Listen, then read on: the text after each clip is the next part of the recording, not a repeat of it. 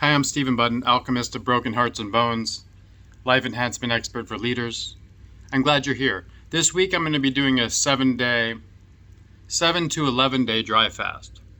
I have some personal health challenges that I'm going to resolve, and I'll show some documents of those shortly. Not in this video, but in the next one. And I did a 7-day dry fast last year in the fall. I just didn't really document it.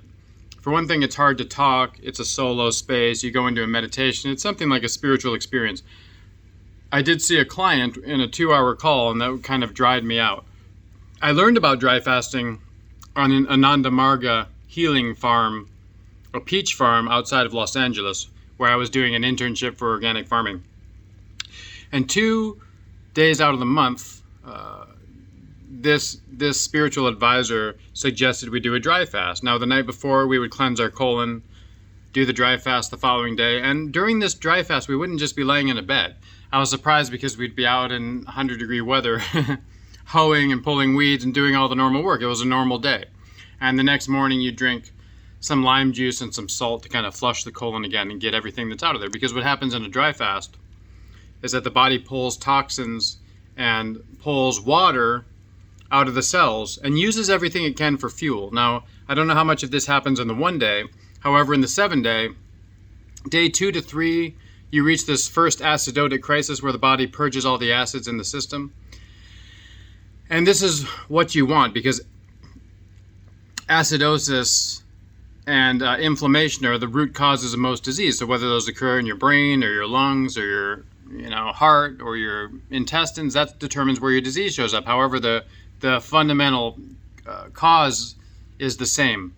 And the mucus, there's a lot of healing systems about mucus. The mucus arises to kind of buffer against that inflammation. So if you have acidic substrate hitting your intestinal wall, then you'll get a mucus-formed layer, and then that clogs the system in other ways, though it does serve a purpose.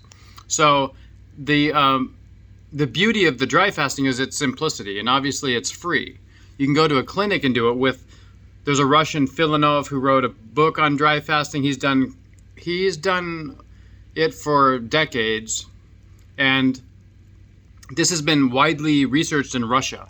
We're starting to learn that Russia is a little bit ahead of the Americans on some of the health features, which is not a radical thing to say. I hid under the desk in case a Russian bomb would fall in the 80s when I was a kid.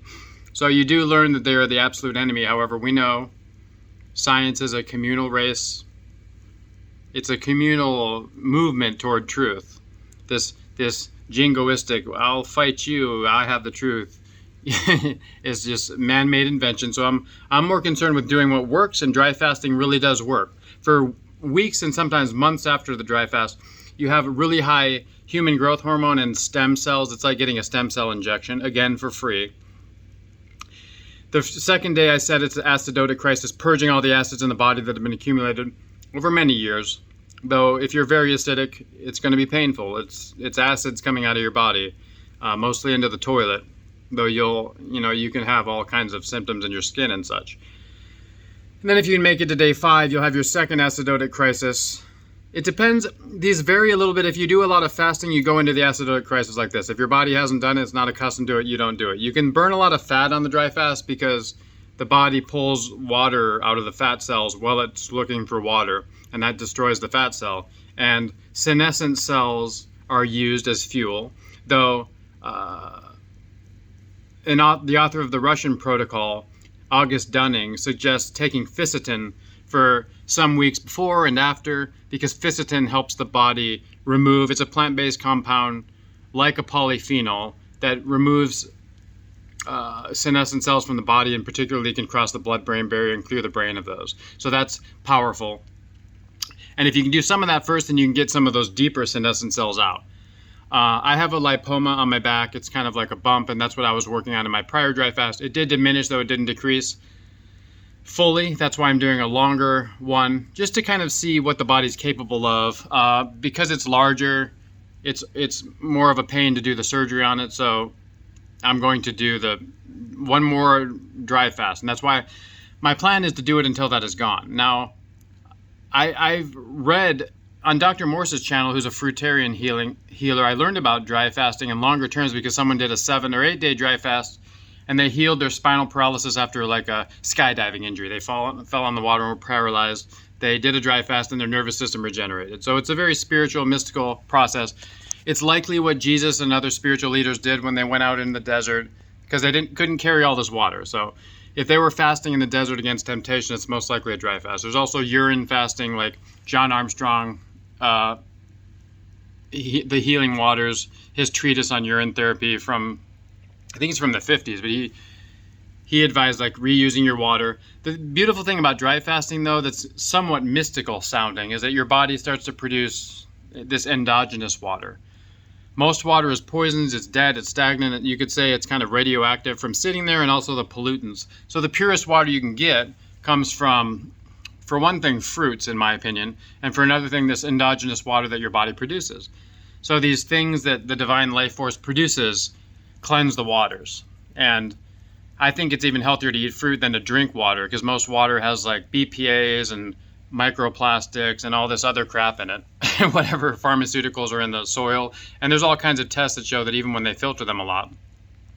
And I have a Culligan RO system in my house, and that's helpful. However, it's best to like let nature do the work and to let the tree filter some of this out and make the fruit for eating. Now, some of it's still found in the fruit. However, it is a living water, and the dry fasting is very powerful for me. It was powerful for me because I've done a lot of water fast and I felt like I was about to die. And even Filanov and others will say that in the dry fast, in the water fast, you're starving yourself because your body's getting mixed signals. In the dry fast, you're nourishing yourself. So I didn't lose as much weight in the dry fast, and I didn't lose as much muscle. And I was just felt like myself, felt very clear. Had a headache the first 2 days. Sometimes in a water fast, I'd have a headache for like 7 days, because I carry some of this inflammation in my head. My mother had MS. She cured it naturally.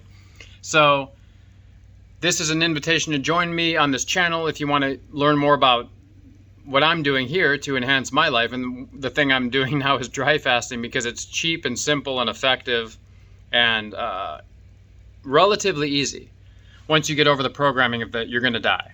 Because I had to do a few of these.